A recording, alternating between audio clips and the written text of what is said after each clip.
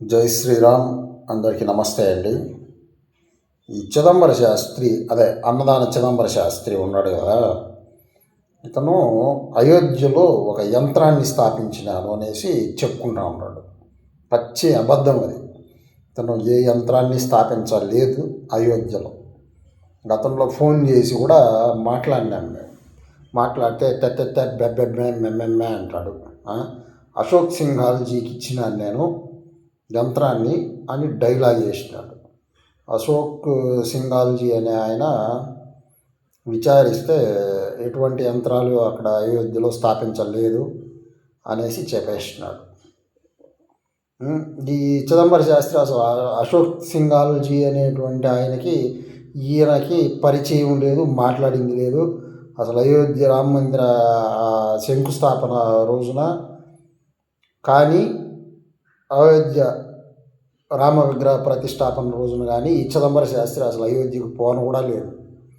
నేను ఇచ్చి పంపించేసినాను పెద్ద మనుషుల దగ్గర అనేసి ఏదేదో డైలాగులు చెప్పినాడు. అంతా పచ్చి అబద్ధాలే. మళ్ళీ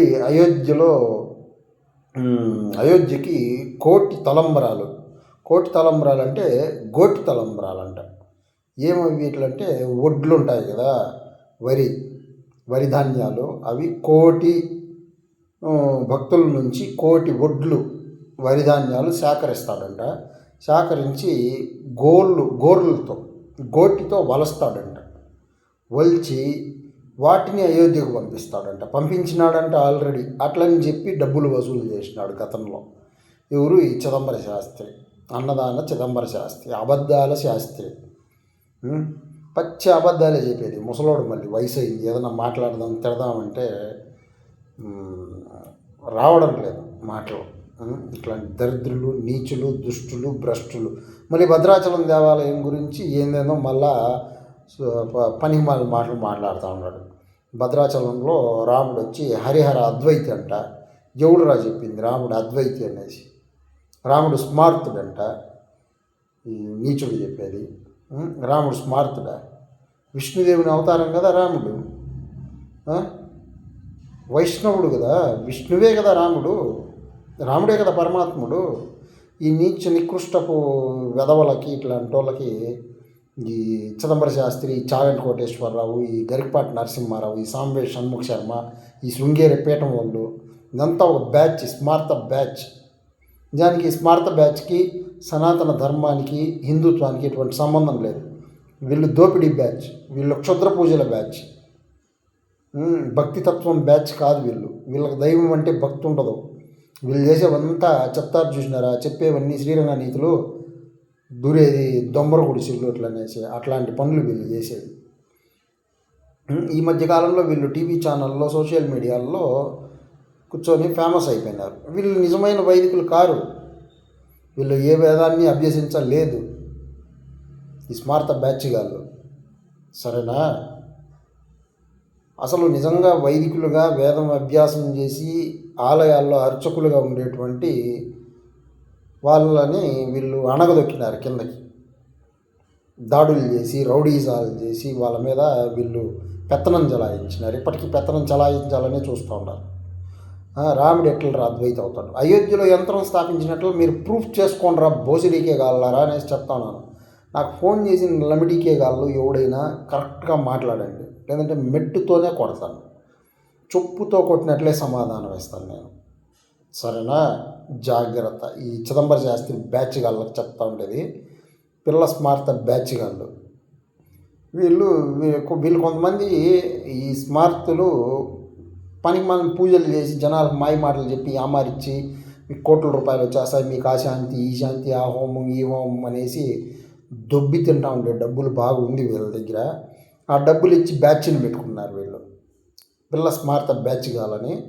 వీళ్ళు ఎప్పుడు మనం ఏదైనా మాట్లాడితే మన ఛానల్ ప్రమోట్ కాకుండా రిపోర్ట్స్ చేసేది, మన పేజెస్ ఇట్లాంటివి ప్రమోట్ కాకుండా రిపోర్ట్స్ చేసి స్ట్రైకులు చేసి జనాలకి నిజాలను తెలియకుండా చేసేది. ఇదే ఈ బ్యాచ్ చేస్తూ ఉండేది. గత ఎన్నో సంవత్సరాల నుంచి ఇదే ఈ లుచ్చా కొడుకులు చేస్తూ ఉండే పనులు. మళ్ళీ ఏదైనా మాట్లాడితే ఏ బాపనోడైనా నాకు ఫోన్లు చేసి మాట్లాడేవాడు సక్రమంగా, మంచిగా, సంస్కారవంతంగా మాట్లాడినటువంటి వాడు ఒక్కడు కూడా లేడు. అంతా పచ్చి బూతులే. ఎన్నో మంది ఫోన్లు చేసింటారు, అందరూ బూతులే మాట్లాడతారు, పచ్చి బూతులు. అసలు మనం కూడా మాట్లాడం, ఎవరో తెలియని మనిషితో ఆ విధంగా బూతులు. బ్రాహ్మణేతరులైనటువంటి మనము, శూద్రులమైనటువంటి మనము ఎంతో గౌరవిస్తాం అందరికీ. కానీ ఈ లమిడికే గాళ్ళు వీళ్ళ నోట్లో వచ్చేదే బూతులు. అందరినీ నేను అనడం లేదు, ఈ దుష్టభ్రష్ట బాపనోళ్ళు ఉన్నారు కదా, ఈ బ్యాచ్ గాళ్ళు, వీళ్ళని నేను అంటాను లేదు, ఈ బూత్ బ్యాచ్ గాళ్ళని. అమాయకులు ఎంతోమంది ఉన్నారు వాళ్ళ వర్గంలో కూడా. అట్లాంటి వాళ్ళకి నేను అనే మాటలు వర్తించవు, సరేనా? కానీ ఈ లుచ్చా ముండా కొడుకులు, ఈ లుచ్చా రండా కొడుకులు మాత్రం వదిలే ప్రసక్తే లేదు. వీళ్ళని నాశనం చేసి పెట్టేస్తాం ఖచ్చితంగా. వీళ్ళే మన సనాతన ధర్మానికి, మన సనాతన సమాజానికి, మన సనాతన శాస్త్రాలకి, మన సనాతన దేవాలయాలకి అన్నిటికీ ముప్పులు తెచ్చి పెడతా ఉండేది ఈ లుచ్చాల లమిడికే కొడుకులే. వీళ్ళు సంకర జాతి గాళ్ళు, వీళ్ళు సక్రమంగా పుట్టలేదు. అయోధ్యలో రామ మందిరంలో ఈ అన్నదాన చిదంబర శాస్త్రి యంత్రాన్ని, పనికి మాలిన యంత్రాన్ని దేన్నో స్థాపించినాడని చెప్పుకున్నాడు. దాన్ని నిరూపించంటారా ముందు?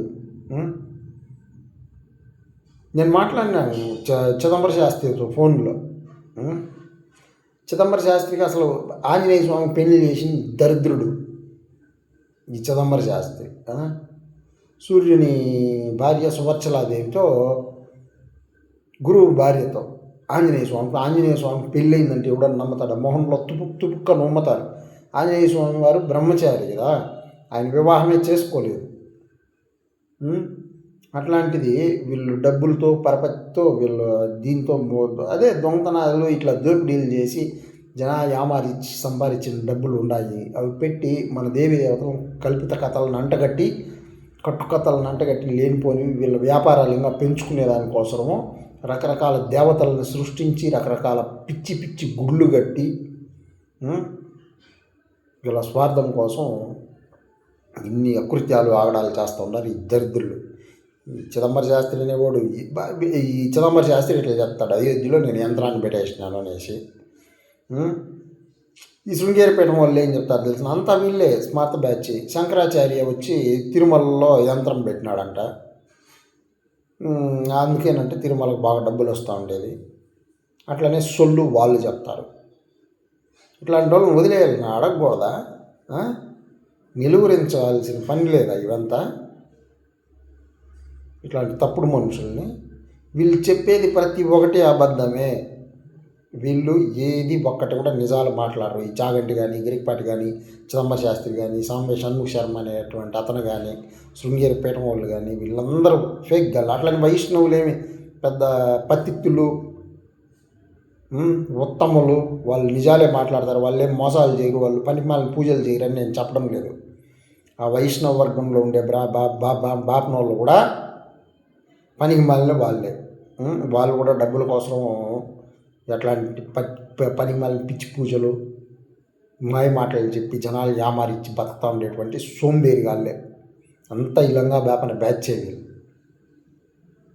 అది వైష్ణవులైనా, శైవులైనా, స్మార్తులైనా, శాక్తేయులైనా, ఏ బాపనోళ్ళైనా కానీ ఎవడైతే పనికి మాలిన పిచ్చి పూజలు చేసి జనాల దగ్గర డబ్బులు దోచుకొని తింటూ ఉంటారో అట్లాంటి వాళ్ళంతా నేను బాపనోళ్ళ కిందనే లెక్క కడతా. ఎవడొస్తాడు రండి చూసుకుందాం. కాళ్ళు విరిచేస్తా, నాకు కూడా ఉంది భద్రం. కాళ్ళు చేతులు విరిచేస్తాను, నాకు తెలిసి ఏం చేయాలనేసి. ఫోన్లు చేసి బెదిరించేది, దాడులు చేస్తామనేది, దాడులు చేపించి ఏందిరా దాడులు, బొచ్చులో దాడులు మాకు తెలీదా? మాకు లేరా జనాలు, జనబలం మాకు లేదా? చూసుకుందాం.